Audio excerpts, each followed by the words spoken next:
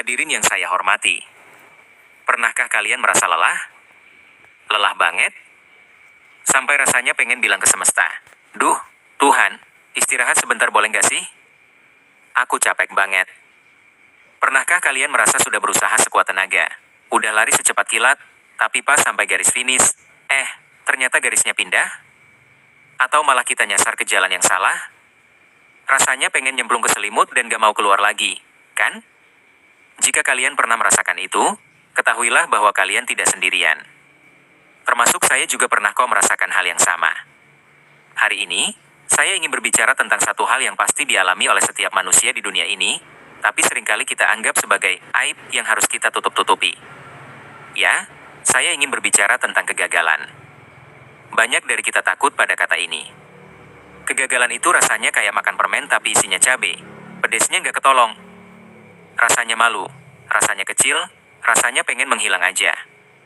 Saat kita gagal, seringkali kita bertanya pada diri sendiri, apakah saya nggak mampu? Kenapa selalu saya yang kena? Atau, mungkin memang nasib saya begini-begini aja. Hadirin sekalian, izinkan saya mengatakan satu kebenaran yang mungkin belum banyak kita sadari. Kegagalan itu bukan musuh. Kegagalan itu kayak guru les privat yang agak galak, tapi isinya sayang. Dia adalah guru terbaik yang pernah kita miliki. Coba kalian lihat sejarah. Lihatlah orang-orang hebat yang namanya kini diabadikan dalam buku-buku sejarah. Apakah mereka orang yang gak pernah gagal? Tentu tidak. Mereka itu juara kelasnya, gagal terus tapi gak nyerah. Thomas Edison, penemu bola lampu, gagal ribuan kali sebelum akhirnya berhasil. Bayangin, ribuan kali loh. Kalau kita mungkin udah di percobaan ke-10 udah bilang, sudahlah, pakai lilin aja lebih praktis. Tapi enggak, Edison beda. Saat ditanya tentang kegagalannya, dia malah bilang, saya tidak gagal. Saya hanya menemukan 10.000 cara yang tidak berhasil. Wah, otaknya positif banget ya. Michael Jordan, legenda basket dunia, pernah dikeluarkan dari tim basket sekolahnya. Dia melewatkan ribuan tembakan dan kalah dalam ratusan pertandingan. Kalau kita mungkin udah banting bola dan bilang, gak mau main basket lagi. Aku pindah main kasti aja.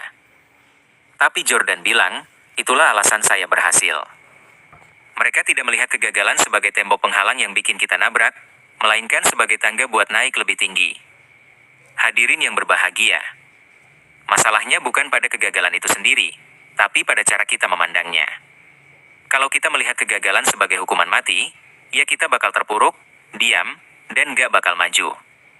Tapi kalau kita melihat kegagalan sebagai update sistem buat diri kita, biar gak error lagi ke depannya, maka kegagalan itu bakal jadi bahan bakar yang memicu semangat kita.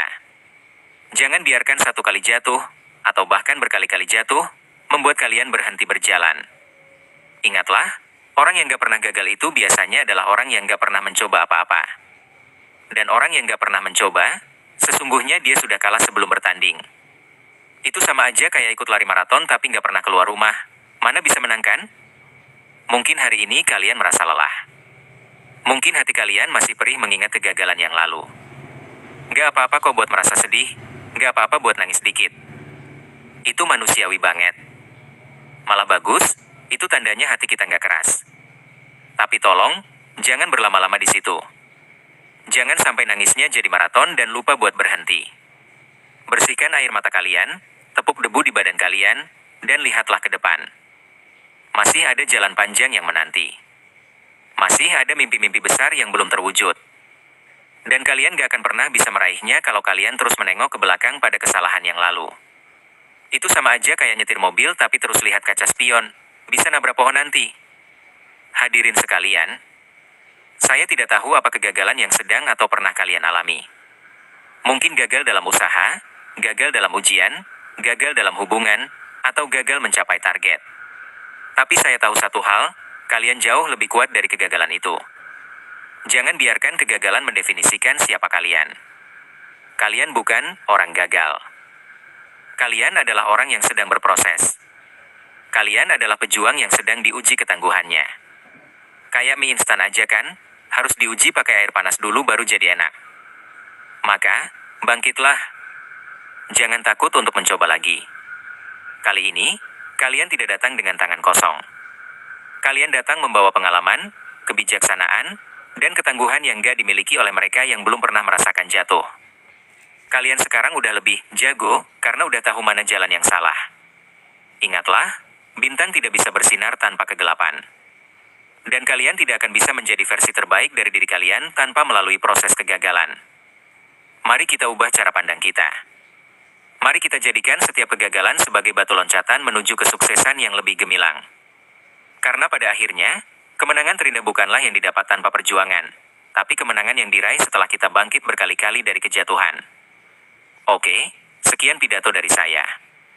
Semoga kita semua jadi orang-orang yang gagal terus tapi sukses akhirnya. Perhatiannya.